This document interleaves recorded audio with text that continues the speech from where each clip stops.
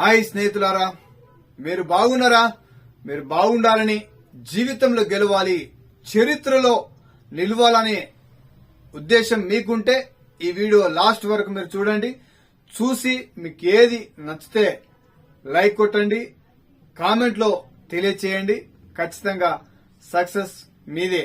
ఇప్పుడు ఈ వీడియో తీయడానికి గల కారణం ఏంటంటే, నేను నిన్నటి రోజున పేపర్లో చూసిన 4 యువకులు చనిపోయారు. ఇంటర్ ఫెయిల్ అయ్యారని, ఇంటరు నాకు రాలేదని, నాకు అవమానము జరుగుతుందని, లేకుంటే నా తల్లిదండ్రులు తలదించుకునేటట్టుగా అవుతారనుకుని వాళ్ళ ఉద్దేశం అలాగా ఉండే గనక ఫెయిల్ అయ్యాను. ఫెయిల్ అయితే చనిపోవాల్సిందేనా? ఒక ఇంటర్ ఫెయిల్ అయితేనే చనిపోతే మీకు ఒక విషయం చెప్తా. ఏంటంటే, ఇంటర్ ఫెయిల్ అయినా, ఇప్పుడు 30వ తారీఖు నాడు 10th ఫెయిల్ అయినా ఆత్మహత్యలు చేసుకోవద్దు.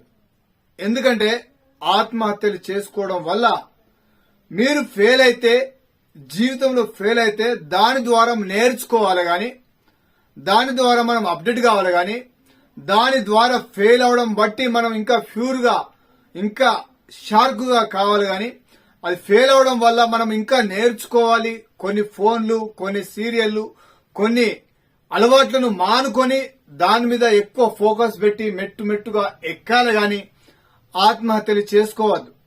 ఆత్మహత్యలు చేసుకుంటే లైఫ్ ఒకటేసారి ఉడుతుంది గనక అమ్మ నాన్నలకు చాలా లోటును మీరు మిగిల్చిపోతారు గనక వాళ్లకు ఒక శోకం ఉంటది. అందుకోసమే ఆత్మహత్య చాలా తప్పు సిద్ధాంతం, తప్పుడు అభిప్రాయం, తప్పుడు ఆలోచన. అలాంటి ఆలోచన వస్తే, చనిపోయే ఆలోచన వచ్చినప్పుడు, ఒకవేళ నేను చనిపోతా, నాకు ఫెయిల్ అయిపోయినా, నాకు వేస్ట్ అయిపోయినా అనుకునే బదులు, ఇప్పుడు ఫెయిల్ అయినా లైఫ్ లో ఫెయిల్ గానని ఒక సక్సెస్ గా చదివితే, ఇష్టపడి చదివితే ఖచ్చితంగా మీరు పాస్ అవుతారు. ఇష్టపడి చదివితే, ఇష్టంగా చదివితే ఖచ్చితంగా మీరు సక్సెస్వంతులుగా లైఫ్ లో అనేకులకు ఆదర్శంగా నిలబడతారు.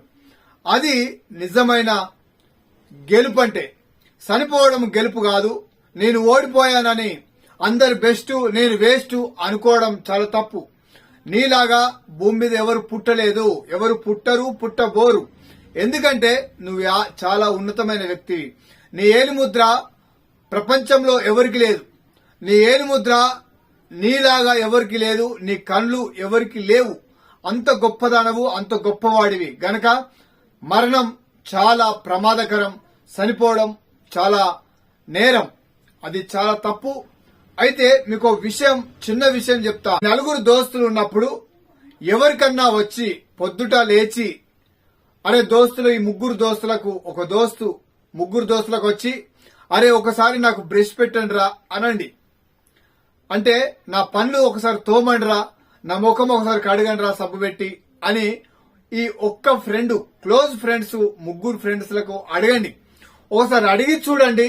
ఏంద్రా గంత గలీజ్ గా, ఎవ్వరు ఏదన్నా చేయొచ్చు, హెల్ప్ చేయొచ్చు, ఏమని చేయొచ్చు, గాని నీ పనులు నువ్వే తోముకోవాలి, నీ బ్రష్ నువ్వే పెట్టుకోవాలి, నీ స్నానం నువ్వే చేయాలా, నీ బట్టలు నువ్వే వేసుకోవాలి. అది ఇంకిత జ్ఞానం. అలాంటప్పుడు ఈ 4 దోస్తులు చాలా క్లోజ్ ఫ్రెండ్స్ బ్రష్ పెట్టలేరు.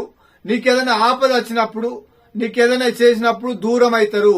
అలాంటప్పుడు ఎవరో ఏమంటారని ఈ 3 కోసం ఆలోచన చేసి ఒక్కళ్ళు ఆత్మహత్య చేసుకోవడం చాలా తప్పు. ఎందుకంటే ఈ బ్రష్ పెట్టరు, ఈ ఒక మనకు అవసరాలు తీర్చరు. మనమంటే ఎంత ఇష్టమో పబ్లిక్ అవసరం లేదు. మనం బాగున్నప్పుడు, మనం బాగుపడుతున్నప్పుడు, మనం సక్సెస్ అవుతున్నప్పుడు ఈ 3 చాలా క్లోజ్ అవుతారు. మీరు ఫెయిల్ అయి నేను మరణిస్తే ఇంకా వాళ్ళు అవమానపరుస్తారు. అందుకోసమే మనం ఎవరి కోసమో కాదు, నీ కోసము నువ్వే బ్రష్ తో పెట్టుకోవాలి, నీ పనులు నువ్వే దోముకోవాలి, నీ ముఖం నువ్వే కడుకోవాలి, నువ్వు నిత్య అవసరాలు నువ్వే తీర్చుకోవాలి, వేరే లోలు చేయరు.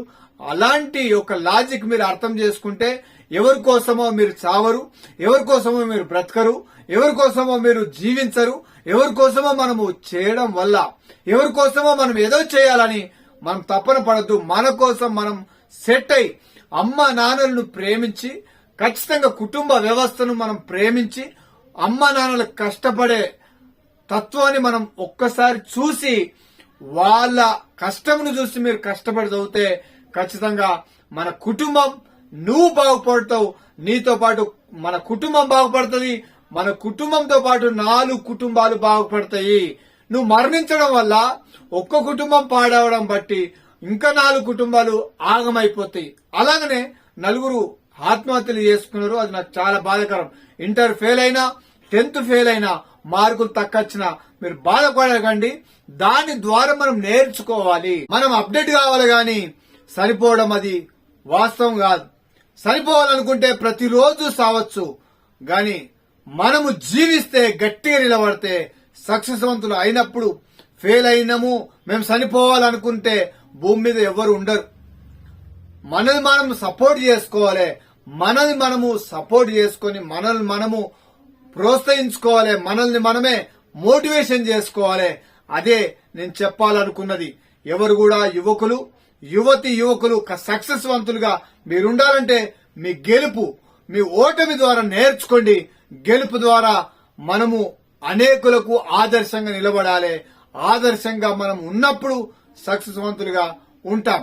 మన మరణము శాశ్వతం కాదు, ఎప్పుడో ఒకసారి వస్తాం. కానీ ఒక మంచి ఉన్నతమైన వ్యక్తులుగా తయారు కావడం అది చదువుకున్న యూత్ కోసమే, యువకులకే సాధ్యమవుతుంది. కనుక మీరు ఆత్మహత్యలు చేసుకోవద్దు, అన్యాయంగా తల్లిదండ్రులను రోడ్డు పాలన చేయొద్దు. వాళ్ళని చూసి, వాళ్ళ కష్టాలను చూసి మీరు మనసులా తెలుసుకొని వాళ్ళ కోసం చదవండి. మీరే భూమి మీద మీ అంత ఉన్నతమైన వ్యక్తులు ఎవరు లేరు. నేను ఒక్కోడి లేకపోతే ఏమైతుందో అనుకుంటారు. ఒక్కోడే ప్రపంచాన్ని ఏలేవాడు, ఒక్కోడే కలెక్టరు, జిల్లాకు కలెక్టర్ ఒక్కోడే, రాష్ట్రానికి ముఖ్యమంత్రి ఒక్కోడే, దేశానికి ప్రధానమంత్రి ఒక్కోడే.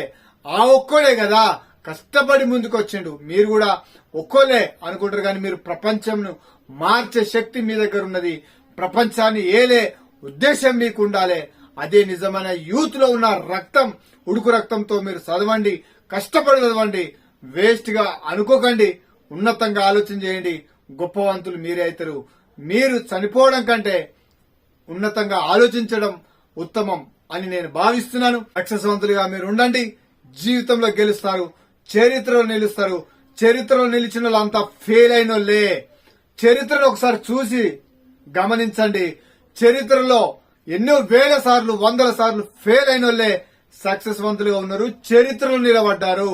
వాళ్ళు జీవితంలో గెలిచి చరిత్రలో నిలబడ్డారు. గనుక మీరు గెలవాలి అంటే ఓడాలి. మీరు చరిత్ర నిలబడాలంటే సక్సెస్వంతులుగా తపన ఉండాలి అనే ఒక భావన మీ ముందుకు తీసుకొస్తున్నా. Thank you. జై హింద్, జై భారత్, వందే మాతరం. Thank you.